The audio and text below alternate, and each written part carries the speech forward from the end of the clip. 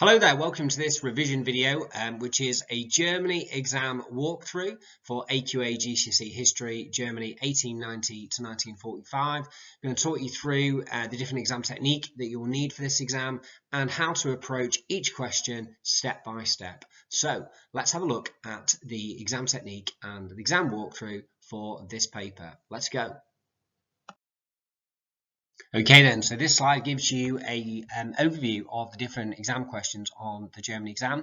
It's a 1 hour paper. The exam is out of 40, which means you should essentially spend 1.5 minutes per mark as a basic guide for how to do this question. So you can pause this and just read that overview yourselves, but we're going to have a look at how this plays out by looking at each question step by step. One of the big things to focus on is that questions 1, 2 and 3 are all in response to a couple of historical interpretations that you will be provided with, and then question 4, 5 and 6 is reliant on your own knowledge of the course.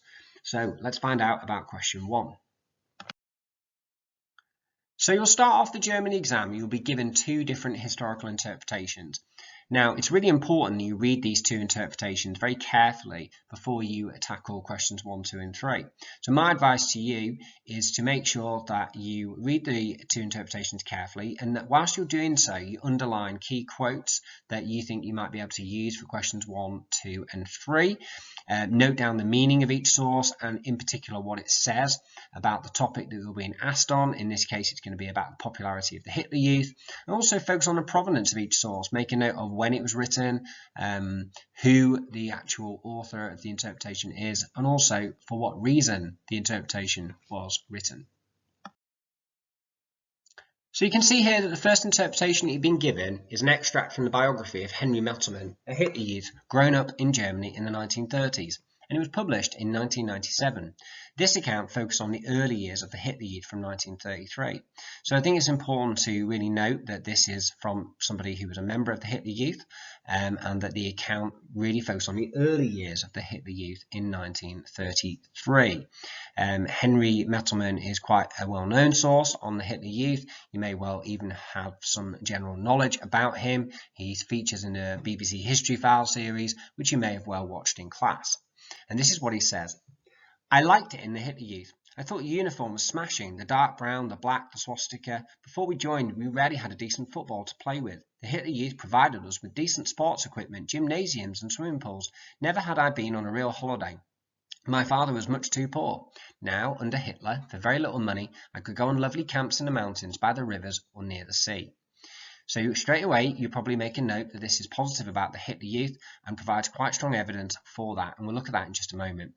So let's now look at interpretation B.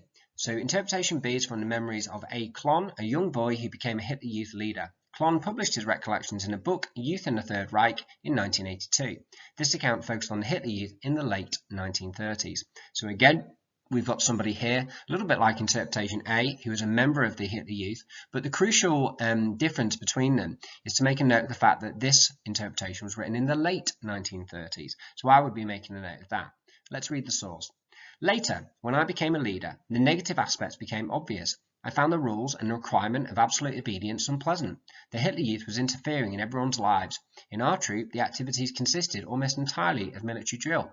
The slightest fault with uniforms, the slightest lateness on parade were punished. Anyone who got stitched cross-country running was made fun of as a weakling. By the late 1930s, there were more and more young people refusing to join the Hitler Youth. So straight away, I'm going to make a note of the fact that this is more negative about the Hitler Youth. And that's not a surprise, because one of the key things that the exam will do is it will give you 2 interpretations that are different from one another. So one of the things that I would advise you to do is to think about what key quotes you could get from these interpretations when you read them for the first time. So let's have a look at an example of that. So you can see here that I've just highlighted in purple a few key quotes that I would probably draw out from this. The first one is from interpretation A. I liked it in the Hitler Youth. I thought the uniform was smashing. And then I could go on lovely camps in the mountains. So both of these suggest that the Hitler Youth was popular because young people, they like the uniform and they have the opportunity to have fun, e.g. go on lovely camps. The quotes that I've picked out from interpretation B are, I found the rules and requirement of absolute obedience unpleasant. So that obviously clearly states about the unhappiness they have with all the rules and the regulations in the Hitler Youth. And then the other quote, the activities consisted almost entirely of military drill. So this suggests it became unpopular due to the emphasis on discipline and military drill. So that's how I would start off the exam, by reading the two historical interpretations carefully, just picking out a couple of quotes from each one, and you'll see when I talk through how to answer questions 1 and 2 and 3 why I think that initial reading is really crucial to be successful on this exam.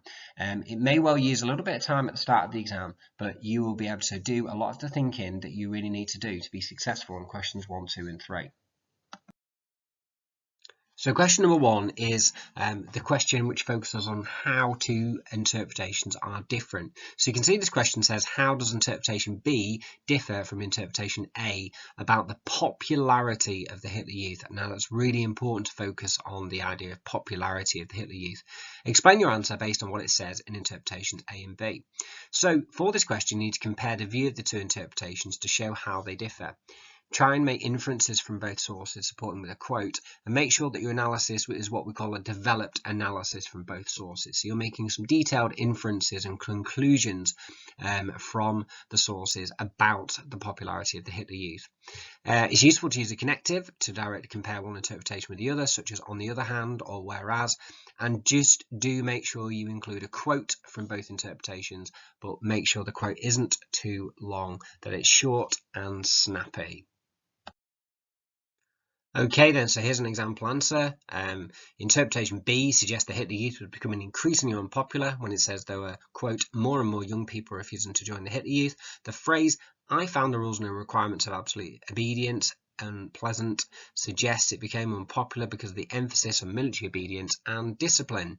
Then you have your connective. On the other hand, interpretation A suggests the Hitler Youth was very popular, giving the impression it was fun and exciting as young people could, quote, go on lovely camps in the mountains. This implies the Hitler Youth gave opportunities and experiences, making it fun and popular. Therefore, the two contrasting views of the popularity of the Hitler Youth are shown, with interpretation B suggesting it was unpopular, whereas interpretation A concludes it was very popular and exciting. So that's a developed analysis. There's a clear comparison of the two interpretations, so that would be 4 marks out of 4. Okay, so question 2 is about why the two interpretations are different. So you've already established how they're different. This is about why they're different. So why might the authors of interpretation A and B have different interpretations about the popularity of the Hitler Youth? This question's worth 4 marks. So you need to make sure you do explain why the two interpretations differ. And really for this question, you're going to probably be focusing on the provenance to explain why the two interpretations differ. And you can obviously bring in some of your contextual knowledge that you might have around this topic of the Hitler Youth in order to explain the differences. So let's have a look at an example answer for question number 2. All right then, so here's an example answer. So the top tip for this is to make sure you use the provenance to explain why the sources are different. So the provenance is who wrote it, when it was written, and why it was written, for what purpose. So in this answer, we're very much going to focus on the fact that we've got authors with a different perspective from different backgrounds, but also that they are writing about the Hitler Youth at different stages. So although both interpretations are actually written after the events of the 1930s, Messelmann's focus is on the Hitler Youth in 1933, whereas Klon's focus is on the Hitler Youth towards the end of the 1930s. And we know from our own knowledge that the Hitler Youth as an organisation and how it worked changed during that time period. So let's have a look at the example answer, which would get 4 marks. Interpretation A was written by a young boy called Henry Messelmann. He is positive because, being from a poorer background, he would have been impressed with the opportunities he got, and being young was more susceptible to the propaganda. On the other hand, interpretation B is written by a leader who would have been more aware of the negative aspects. Also, the fact that interpretation B is written about the late 1930s, whereas interpretation A is written about the early 1930s, reinforces the fact that the Hitler Youth was much more popular in its early days than it was just before World War II, when its emphasis was on military drill and obedience. Therefore, the interpretations differ due to the different perspective of the authors and the fact they are writing about the Hitler Youth at different stages of the 1930s. So there's your example answer. All right, so same interpretations, and now question 3. This is worth 8 marks. And the question is, which interpretation gives the more convincing opinion about the popularity of the Hitler Youth? Explain your answer based on your contextual knowledge and what it says in interpretations A and B. Now, sometimes students find the exam technique for this quite difficult, so let me just go through this with you. So, how to answer the question?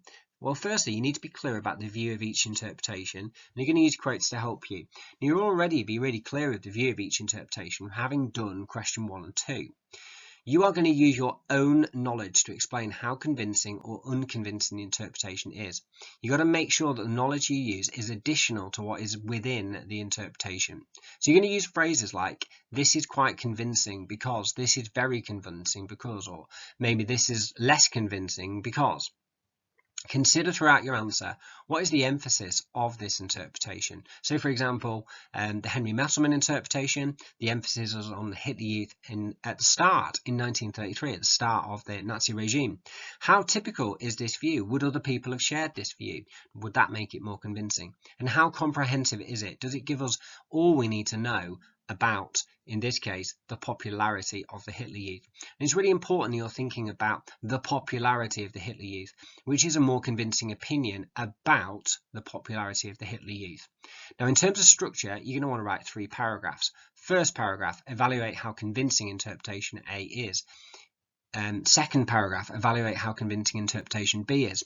And then third paragraph, a short conclusion, which of the 2 interpretations do you think is the most convincing and why? And that's crucial for getting those judgment marks to get you to the top of the level and hopefully to get you up to 8 marks out of 8. The key thing for this question, and sometimes students are tempted to write about provenance for question 3, and they start saying, well, this source might be biased because of who wrote it or when it was written. Do not use provenance for question 3. This question, you must use your own knowledge and your own knowledge alone to evaluate which is the more convincing interpretation. So you're really very much thinking about which interpretation fits in best with your own knowledge. And just remember those key questions. What's the emphasis of it? How typical is it? And how comprehensive is the interpretation?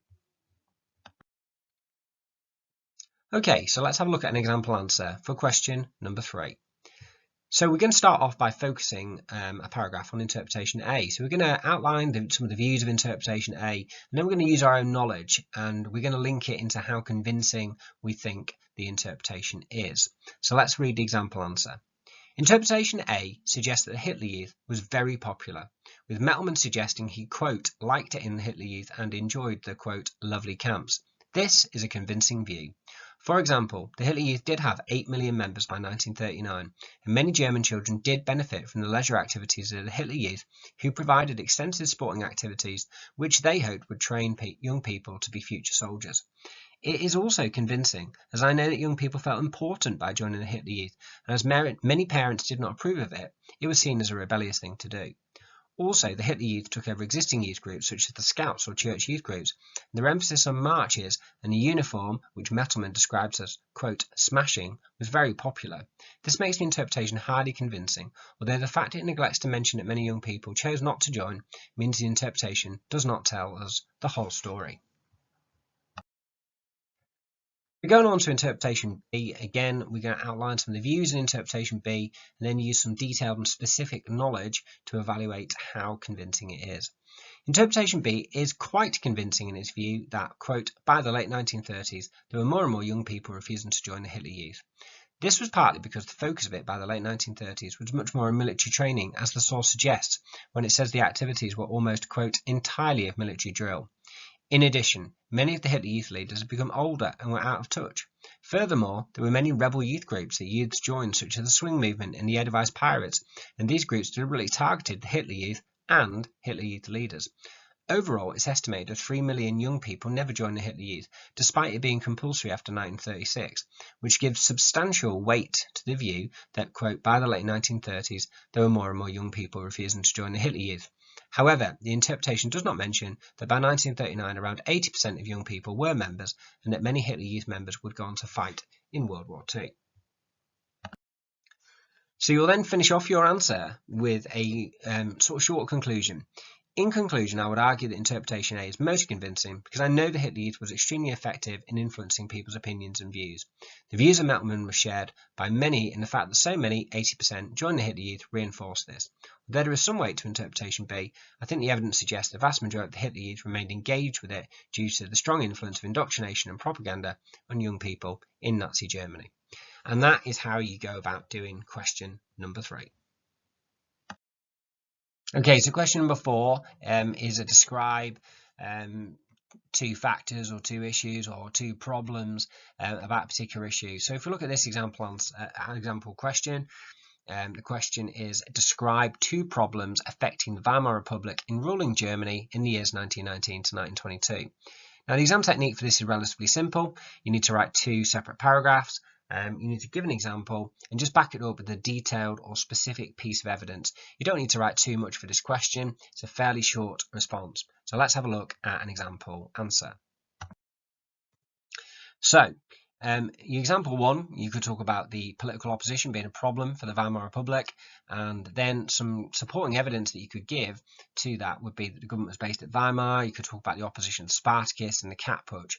Second example would be the Treaty of Versailles was another problem, and then again some supporting evidence. You could talk about how it led to protests and anger in Germany.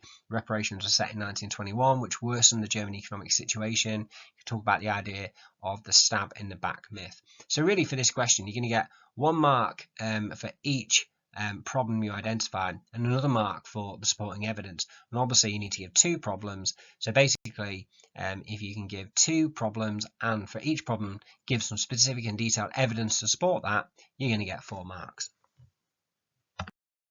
Okay, let's look at question 5. Now, question 5 will always focus on the experience of key groups within Germany during this time. It actually says in the specification that you need to understand the impact of Germany during this time on specific groups of people, such as women, young people, for example, the lives of Jewish people in the 1930s. So you just need to understand the impact of policies during this time on different groups of people. So for this question, you need to write 2 separate paragraphs, and you need to give at least 2, you can give more than 2, but at least 2 specific examples of the ways in which the lives of women were affected. So obviously this question, in what ways were the lives of women affected by the Nazis 1933 to 1939?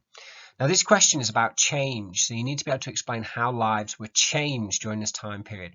So what that means is that the time parameters of the question are really important. So really you need to be thinking about what lives were like in 1933 and what they were like in 1939. So a top tip for this question, just make sure you focus on the affected aspect of the question. So really what it means is you need to explain how lives change between the beginning and the end of the time parameters given. So that's really, really important to think about. So let's have a look at an example answer for question number 5. So there's a couple of paragraphs here, and I'll just read this example answer out to you. So that the first paragraph, the Nazi Party changed women's lives because they believed in children, cooking and church. That's Kinderkirche, for example, which is a way of bringing back traditional ideas towards women. The Nazis didn't like the freedoms that women had in the Weimar Republic and set about changing the lives of women.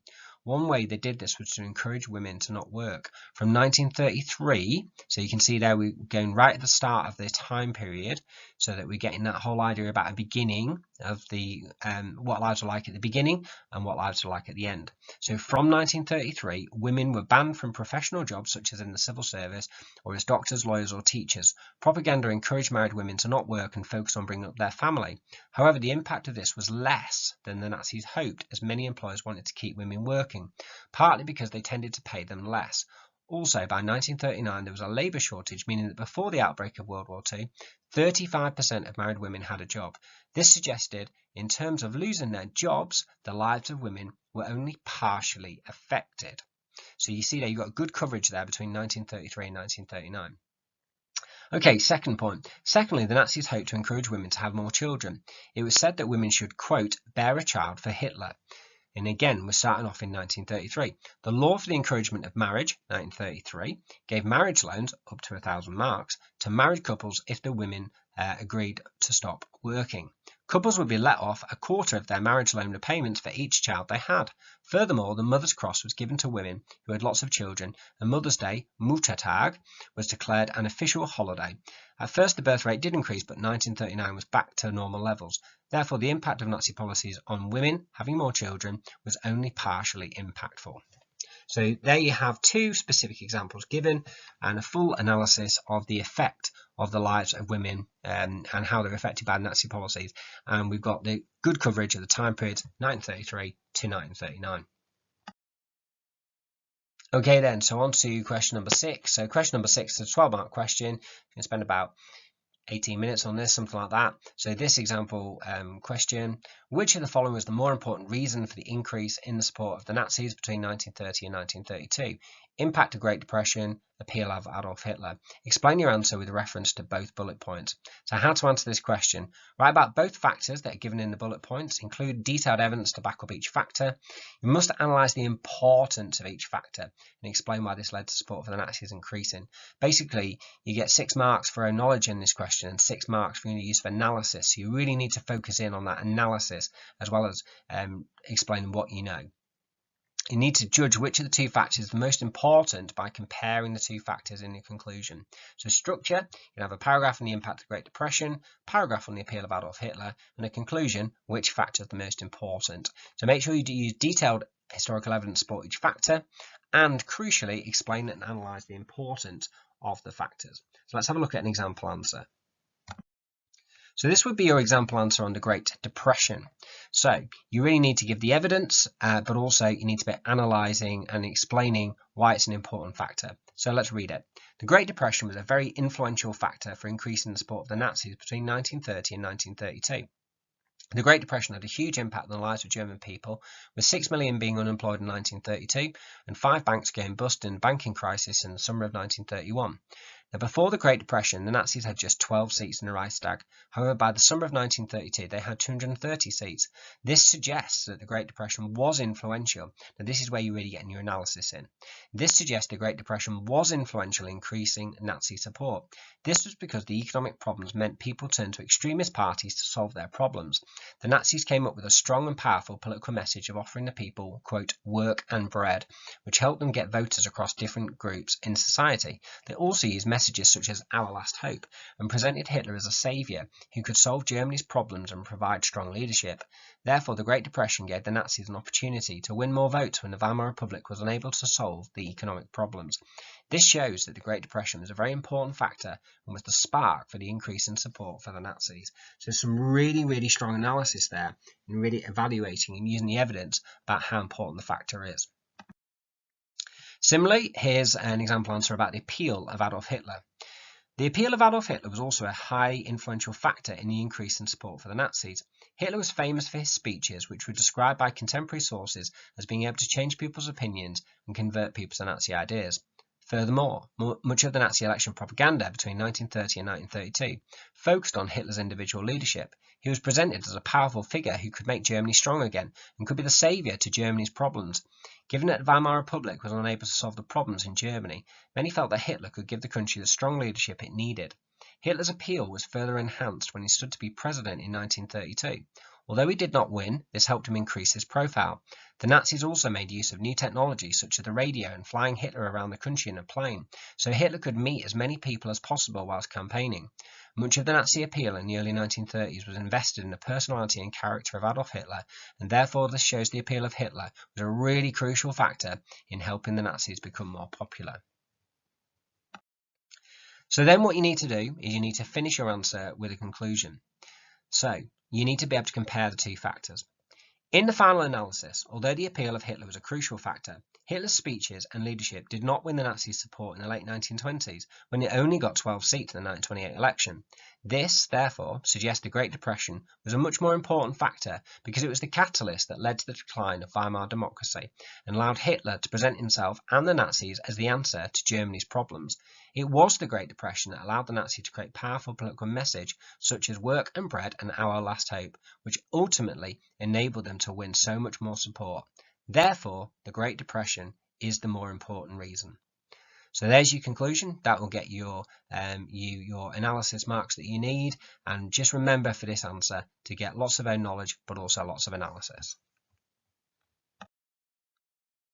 Okay, so that was a revision walkthrough on the Germany 1890 to 1945 exam. Hope you enjoyed that. Thanks for listening. Bye bye.